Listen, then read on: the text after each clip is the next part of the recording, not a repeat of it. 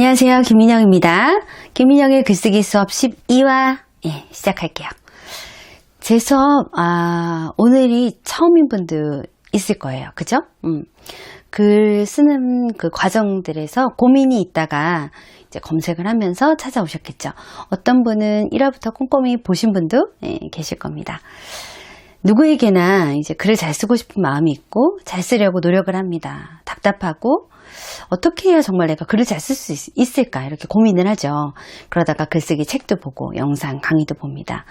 이제 제가 이 컨텐츠를 만들면서 짧은 10분 내외에 한 회 한 회씩 어떻게 하면 좀 가장 구체적이고 좀 도움이 되는 영상들을 만들까 고민을 합니다. 언제든지 강의 이렇게 들으시다가 궁금한 점 댓글로 달아주시고 막 의문이 나는 것들 있잖아요. 그런 것도 언제든지 제가 피드백을 하도록 하겠습니다. 오늘의 주제는 여러분 많이 기다리셨을 거예요. 글 잘 쓰는 법입니다. 그 광범위한 주제를 제가 어떻게 건드릴까요? 그 중에서 저는 문맥 읽는 습관에 대해서 얘기를 할까 합니다. 문맥은 흐름이고 질서고 방향입니다. 그것을 잘 못 잡는 글은 앞뒤가 맞지 않고 우리 횡설수설한다, 중구난방한다 이런 얘기들을 굉장히 많이 듣잖아요. 그런 글들은 대부분 글쓰기를 많이 안 해본 분들의 특징이 될 수 있습니다. 왜 그렇게 글을 쓸까요? 제가 첨삭을 많이 합니다. 근데 그때마다 가장 저에게 고통을 주는 글도 바로 그런 글들인데요. 자세히 들여다보면 정말 의식의 흐름에 따라서, 그러니까 자기의 감정에만 의존을 해서 쓰는 글들이 많아요. 문득문득 그냥 떠오르는, 그냥 툭툭 지금 던지듯이 말하는 그런 글들이 많죠. 그것은 어떤 계획되지도 않았고 논리적인 사고나 객관적인 시각, 조금 체계적인 짜임 같은 것들이 거의 배제된 글이 많습니다.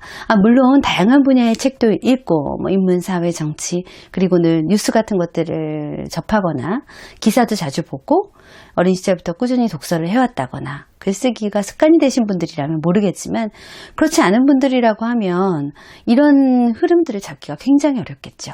그래서 오늘 저는 3가지 팁을 준비했습니다.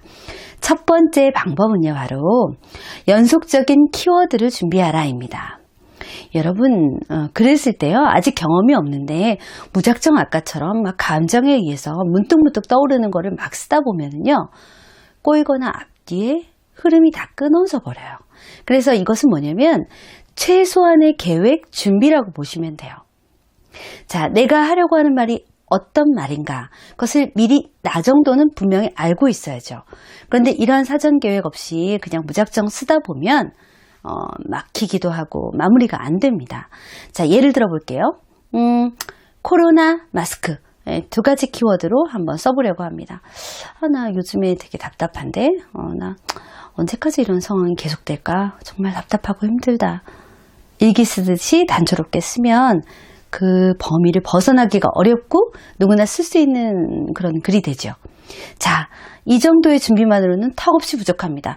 연속성 있는 키워드를 준비해야 돼요. 자, 예를 들어 볼게요. 코로나 마스크. 끝나면 안 됩니다. 이어서 다음 키워드는 체력. 다음 키워드는 인간관계. 마지막은 우울감. 그 다음 마지막 문을 닫는 키워드는 희망. 이런 최소한의 키워드들을 마치 무엇처럼 사다리처럼 연결해 놓고 기다립니다. 그 안의 문장들을 어떤 걸로 채울지 본인이 생각해서 기다리고 연결해서 쓰시면 훨씬 문맥이 좋아집니다. 무작정 감정에 의해서만 쓰지 않기. 고도로 수련된 사람이나 오랜 시간 동안 책과 글과 익숙한 사람이야 당연히 의식적으로 마음에 따라서 흐름에 따라서 써도 그게 연결이 깨지지 않지만 그렇지 않은 경우에는 어렵다는 말이죠. 자, 2번째. 문맥 읽는 습관을 길러야 되는데 그 매체를 여러분은 신문으로 선택하십시오. 종이신문이면 우리 종이책처럼 활자화돼서 가장 집중해서 읽기 좋고요. 문장을 구체적으로 본인에게 몸에 배게 하는데 굉장히 좋은 연습이 됩니다. 그렇지 않다면 종이신문 보기가 너무 힘들다면 즐겨찾기에 몇 개 신문사를 여러분들이 쭉 추가해 놓으시고요. 매일 20, 30분씩 기사를 읽으세요. 어떤 기사가 좋을까요? 너무 범위가 많거나 어떤 기자의 특색이 담긴 기사보다는요, 육하 원칙에 따른 굉장히 흐름이 좋은, 길이나 방향이 선명하게 보이는 그런 기사를 보세요. 내용에 집중하지 마시고 무슨 사건이야? 이거 기사가 뭐 썼지? 이런 것들보다는 어떤 방향으로 흐르지? 이 기자는 하고 싶은 말을 어떻게 끌고 가고 있는지 그 기자의 길을 보셔야 돼요. 아, 이런 방향으로 끌고 가니까 주제가 너무 전달이 잘 되는구나. 지금까지 한 번도 안 보셨죠? 다른 잘 쓴 사람의 길을 보세요. 세 번째, 이 강조는 아무리 해도 지나치지가 않고 말을 안 할 수가 없습니다. 인문사회 정치 쪽의 책을 꼭 읽으셔야 돼요. 건조하고 재미없고 지루하다고 느끼시는데 절대로 그렇지 않아요. 여러분들의 정말 그 심금을 울리고 마치 자기 얘기를 그대로 토로한 듯한 우리 사회 곳곳에 이야기들이 숨어있는 정말 좋은 인문사회 책들이 많아요.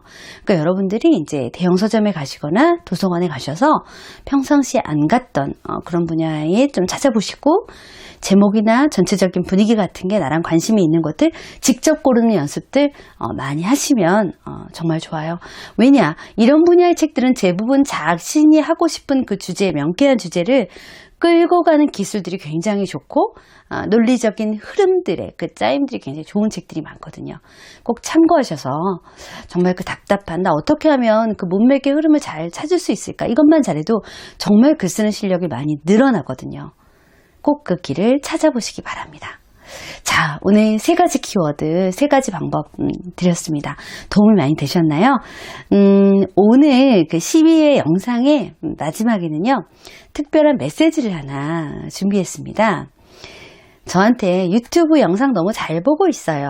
그러면서 그 코멘트를 주셨던 분 중에 거창경찰서의 문남용 경위님이라는 분입니다. 이분이요, 글쎄 그 경찰들과 같이 글쓰기 모임을 하신대요. 근데 그 모임의 이름이 글짓는 폴, 글쓰는 폴이라고 합니다. 회원이 6명인데 서장님의 전폭적인 지지에 의해서 이렇게 재밌게 글쓰기 모임 하고 계시대요.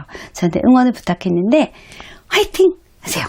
열심히 글 쓰시고 또 저한테 피드백 주시면 좋겠습니다. 네, 오늘 12화 글 잘 쓰는 법, 문맥 읽는 습관에 대해서 말씀드렸습니다. 열심히 꾸준히 하시면 충분히 글을 잘 쓸 수 있습니다.